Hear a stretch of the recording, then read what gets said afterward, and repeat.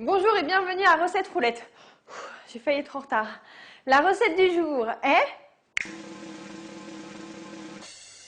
le gâteau à l'ananas facile. Pour 8 personnes, il nous faut 500 g d'ananas en tranches au jus, 4 œufs, 250 g de sucre, 250 g de farine, 150 g de beurre, un citron, 3 centilitres de rhum et un sachet de levure chimique. Pour le caramel, 125 g de sucre. Première étape, on va napper le moule à manquer de caramel. Pour cela, j'ai besoin du sucre et d'une casserole. Il n'y a plus qu'à attendre que le sucre se transforme en caramel.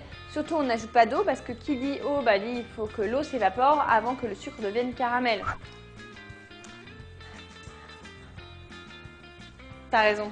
Vaut mieux éviter de remuer quand on fait un caramel. C'est une petite astuce pour pas le rater. On peut, si on le veut, remuer légèrement avec le manche de la casserole, comme ça. Ah, t'étais où? T'as failli rater l'arrivée du caramel? Non, parce que le caramel, il faut le surveiller comme le lait sur le feu.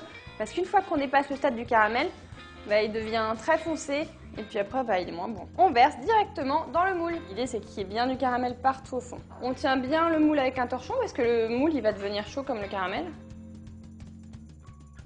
Ah c'est du propre, hein. Comment j'ai récupéré ma casserole, moi, maintenant? Heureusement, j'ai une super astuce pour toi. Il suffit de mettre de l'eau chaude dedans et de remettre sur le feu jusqu'à ce que le caramel soit fondu dans l'eau. L'étape la plus compliquée de la recette est maintenant terminée.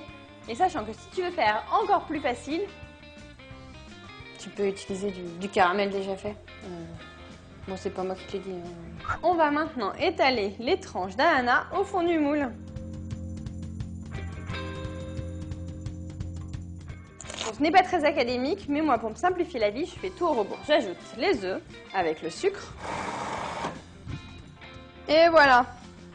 C'est mousseux, ça m'a pris 2 secondes, c'est génial. Ensuite, j'ajoute le beurre mou. Je mélange pour incorporer le beurre. J'ajoute le reste des tranches d'ananas petit à petit.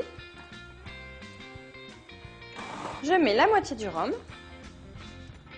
Je garde l'autre moitié pour tout à l'heure quand on imbibera le gâteau à la sortie du four. J'ajoute aussi le jus de citron. Ça sent bon. Il ne nous reste plus qu'à ajouter la farine et la levure. Donc je vais d'abord mélanger la levure avec la farine. Un dernier coup de mixeur et ce sera bon.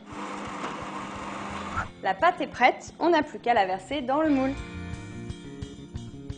C'est parti pour 45 à 50 minutes de cuisson.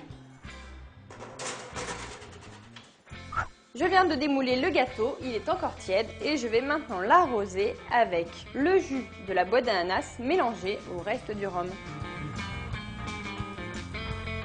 Qui veut une part de ce délicieux soleil à l'ananas? Toi? Je m'en doutais. Bon, attends quelques instants, je vais découper le gâteau. En attendant, je te laisse regarder le gâteau aux pommes faciles qui est juste là et qui est aussi délicieux que celui-ci. À l'attaque! Enfin, d'abord, rendez-vous demain, 11 h. pour une nouvelle recette. Et si tu ne veux pas en rater une miette, fais comme moi, abonne-toi à la chaîne Marmiton. C'est mon gâteau.